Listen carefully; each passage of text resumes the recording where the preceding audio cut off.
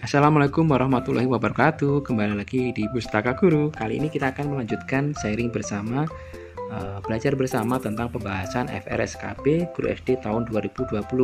Nah, kemarin sempat berjanji kepada teman-teman semuanya tentang akan membahas materi profesionalismenya ya.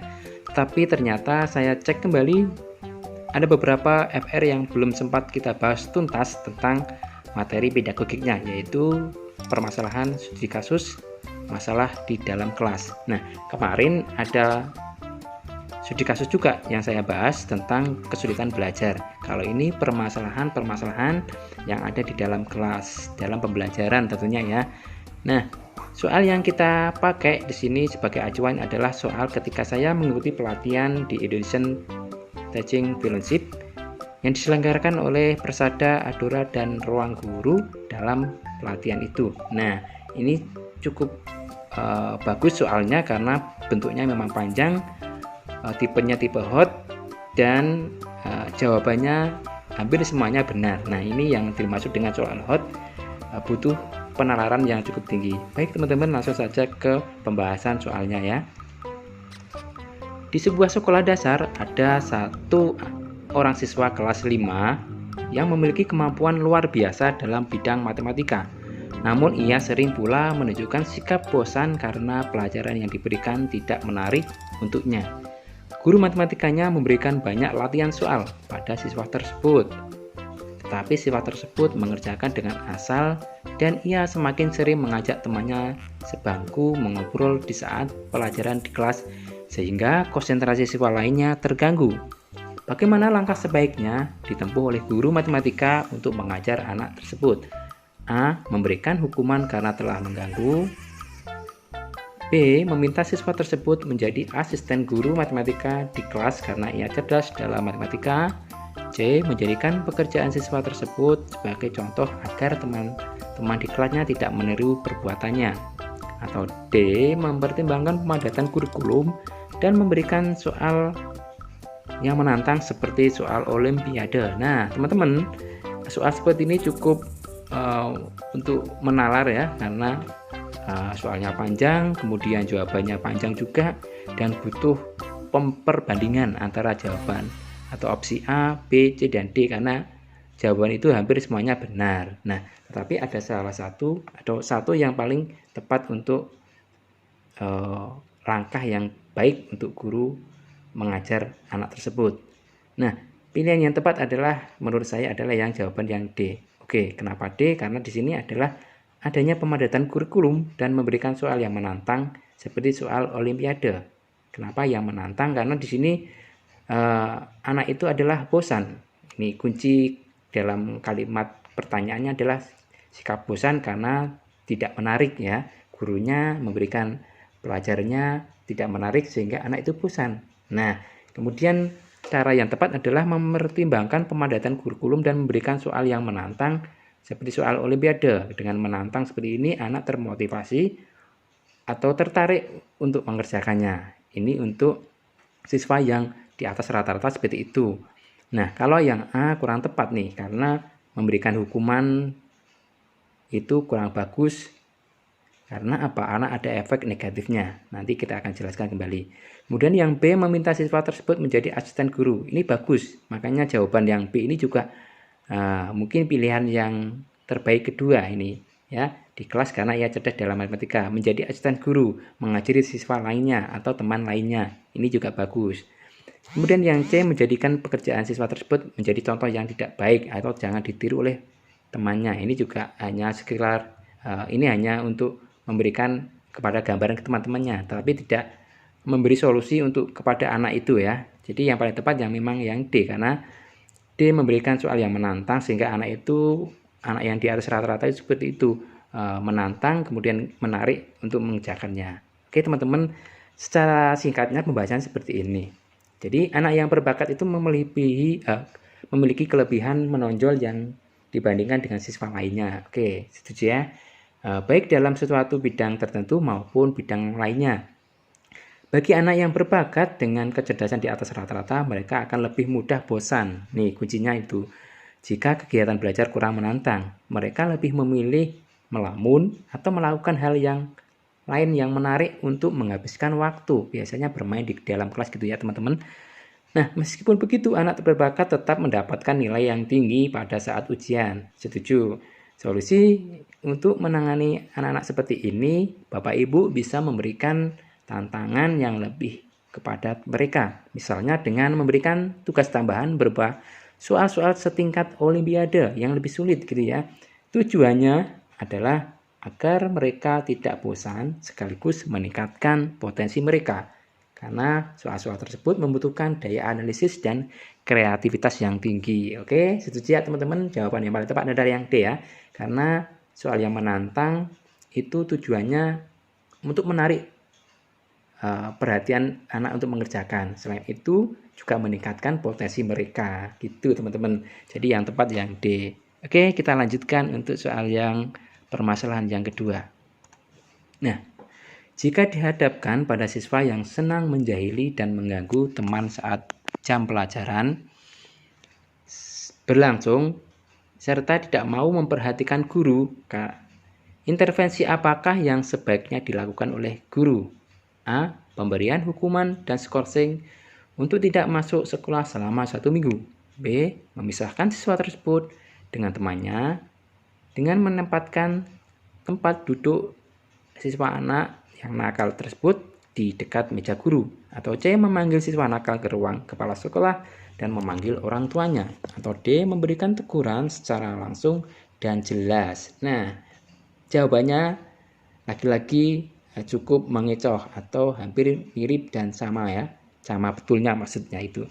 Oke, di sini anak suka menjahili dan mengganggu teman saat belajar atau saat pembelajaran. Maka intervensi apakah yang kita lakukan? Tentu yang pertama A, ini kurang tepat ya, memberikan hukuman dan skorsing itu juga kurang tepat. Ini karena efeknya lagi tadi bisa memberikan efek negatif kepada anak tersebut. Stres dan takut dan kurang motivasi untuk belajar lagi. Kemudian yang B, memisahkan siswa tersebut dengan temannya dan mendekatkan tempat duduk dekat guru. Nah, ini yang paling tepat ya teman-teman. Karena gini, anak-anak yang di tempat dipisahkan berarti sudah tidak akan mengganggu temannya. Kemudian dekatkan dengan guru, itu kita lebih sebagai guru lebih mudah mengontrol anak tersebut ketika nanti mulai mengganggu temannya. Itu ya teman-teman. Paling tepat yang B. Kalau yang C, memanggil siswa yang nakal ke ruang kepala sekolah dengan memanggil orang tuanya, itu belum solusi yang awal. Itu mungkin hanya buat tambahan lagi ketika solusi itu yang awal tidak selesai, baru nanti memanggil siswa di kepala sekolah dengan orang tuanya. Itu tahap terakhir aja. Kemudian yang D salah karena memberikan teguran secara langsung dan jelas. Sama dengan yang A, opsi A. Teguran mungkin bisa bernilai negatif buat anak. Motivasi belajar anak nanti juga berkurang. Nah, singkatnya pembahasannya seperti ini teman-teman.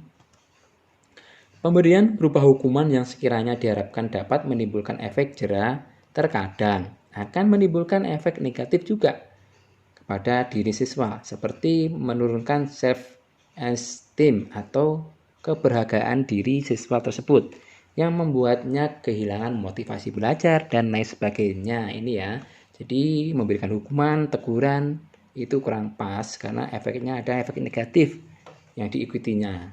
Demikian teman-teman untuk pembahasannya. Kita lanjutkan di masalah yang lainnya. Oke.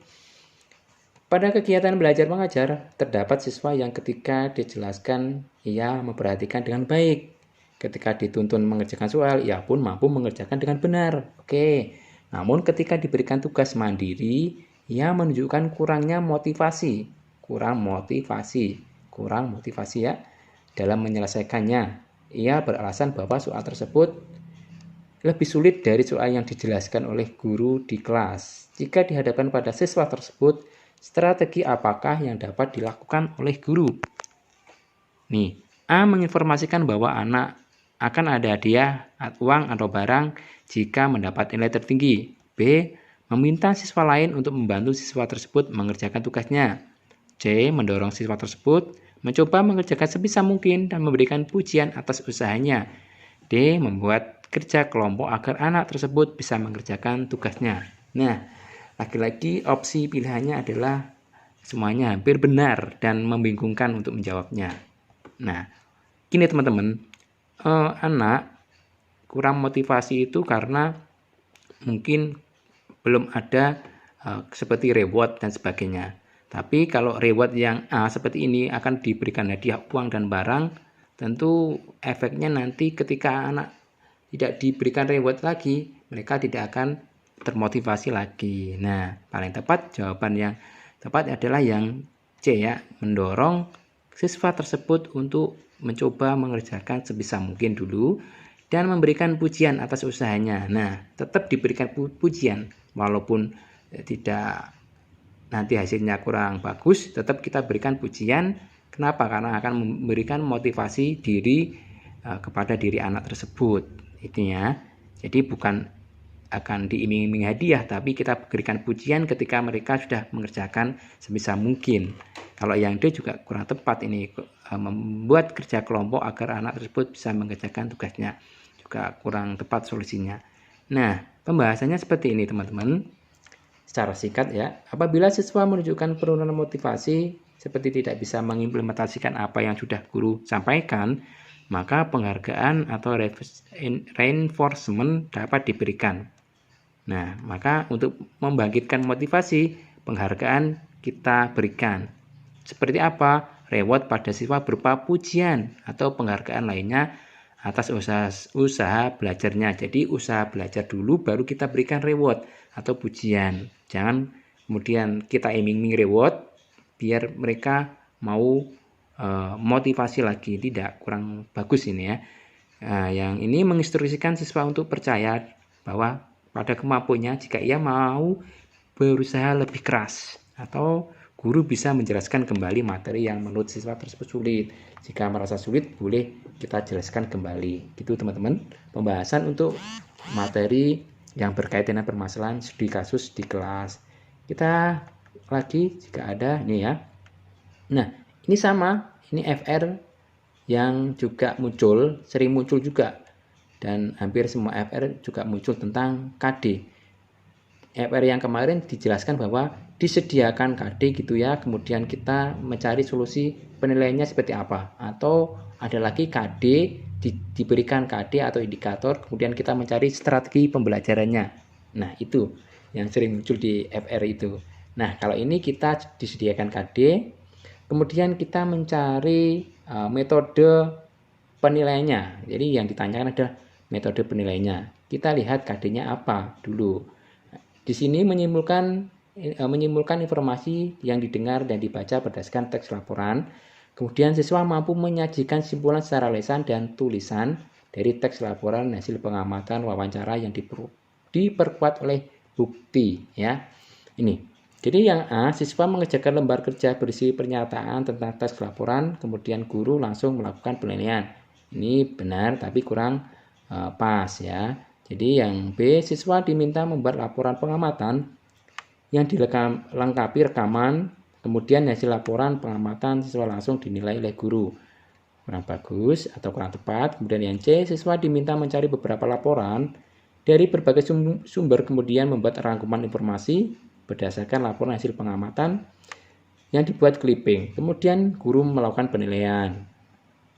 Kemudian yang D, siswa diminta membuat tulisan refleksi hasil kegiatan pengamatan dan wawancara. Kemudian dilakukan pemberian komentar oleh siswa yang bersangkutan, orang tua, dan juga siswa lain untuk refleksi tersebut. Nah, penilaian otentik di sini ya, penilaian otentik dan tidak bersifat sektoral. Maksudnya seperti ini teman-teman. Nah, sebelumnya saya jawab dulu ya, yang paling tepat adalah yang D ini ya teman-teman. Karena di sini ada pemberian komentar. Nah, ini adanya pemberian komentar oleh siswa, bahkan orang tua maupun siswa lainnya. Ini yang dinamakan dengan penilaian otentik dan tidak bersifat sektoral. Oke, pembahasannya seperti teman-teman. Metode penilaian otentik dan tidak bersifat sektoral merupakan metode penilaian berbasis kelas yang melibatkan siswa secara realistis dalam menilai tugas-tugasnya. Jadi melibatkan siswa secara realistis dalam menilai tugas-tugasnya. Bentuk-bentuknya seperti unjuk kerja, sikap dan diri, kemudian project assessment, ada portofolio. Pada penilaian otentik, siswa diberikan ruang untuk mengembangkan kemampuannya dalam menyelesaikan tugas-tugas yang diberikan.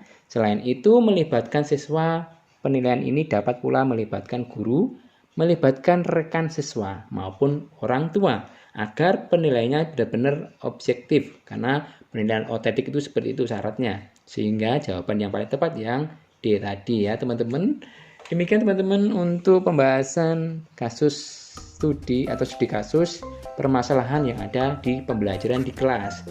Ini sesuai FR dan ini soal yang cukup hot buat saya atau buat kita semuanya, karena benar-benar soalnya panjang, kemudian jawabannya juga panjang-panjang, jawabannya tidak ada yang salah, semuanya benar. Nah ini cukup untuk menyita waktu yang cukup banyak. Nah teman-teman nanti buat strategi yang sebisa mungkin biar bisa mengerjakan soal yang cukup panjang dan cukup sulit untuk membedakan opsi jawabannya. Demikian teman-teman, nanti kita akan sharing lagi untuk video selanjutnya tentang materi bidang profesionalnya.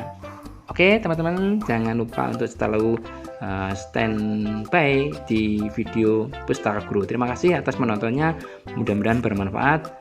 Salam bahagia untuk hari ini. Wassalamualaikum warahmatullahi wabarakatuh.